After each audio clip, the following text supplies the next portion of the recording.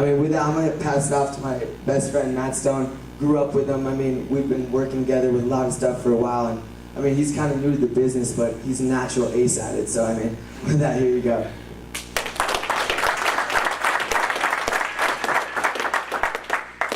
Thank you, guys. And I want to just let him know, he just came in 2 days ago, and he flew in just today. So I'm just letting you know it's huge.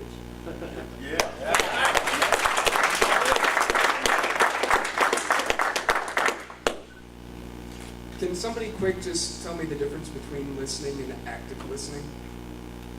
Anyone? I know. Shoot. The difference is when you're listening, you're thinking about what you're going to say in response, and when you're actively listening, you're not thinking about that. I don't know the opposite of listening, but you're not thinking about what you're going to say. Yeah. In kind of my way of interpreting it was more or less, you know,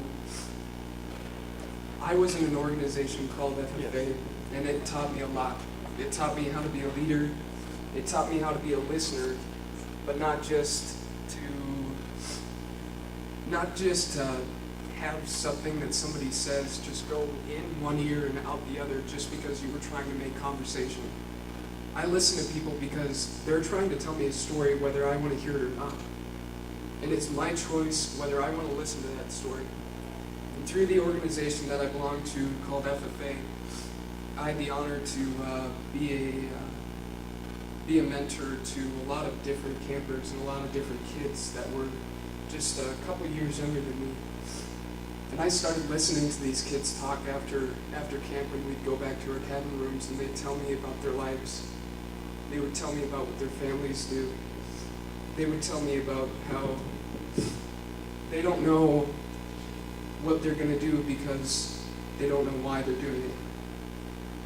They never asked why. They were just doing what they were told because that's just how it was. Nobody had the answer. Nobody listened. Nobody asked. Nobody was involved in the story that they were trying to say. Nobody cared about the fact that, yeah, it sucked, but I didn't know why it sucked. Somebody put me on a road and just made me drive the same path over and over and over. You go to school, you go to college, you get broke, you're $30,000, $40,000, $50,000 in debt, and you're working the next 30, 40 years of your life trying to get to a point that's comfortable.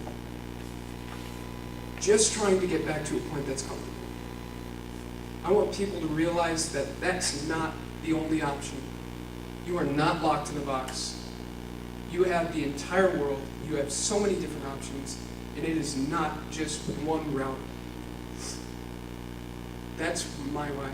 I don't want this to just be some heal-all answer. I just want people to understand that it's open. You know, you can take this, you can become a millionaire, you can do this, that, and the other. But if you show people that you can do so much more than just what you're told by asking why and listening, then I've done my part. And that's my way.